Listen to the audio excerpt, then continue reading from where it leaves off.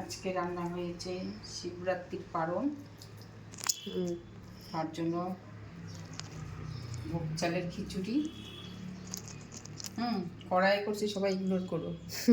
কারণ কি, দুজন মানুষ খাই তো, অল্প একটুই লাগে, আবার অত বড় হাঁড়ি করব, যার জন্য কড়ার মধ্যেই করে নিলাম। গরম গরম খিচুড়ি করছি। কালকে যেহেতু শিবরাত্রি করা হয়েছিল, মানে রবিবারে, তাই আজকে হচ্ছে নিরামিষ খাওয়া দাওয়া। আর হচ্ছে বেগুন ভাজা,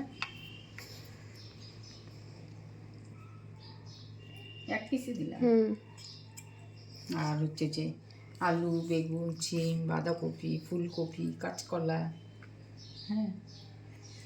সিম, মূলো,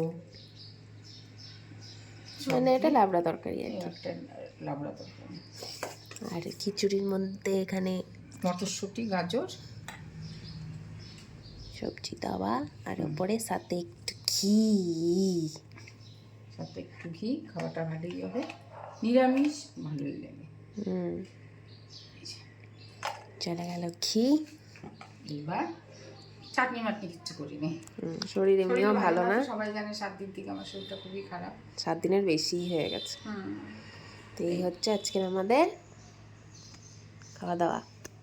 এই হচ্ছে দুপুরের খাওয়া দাওয়া।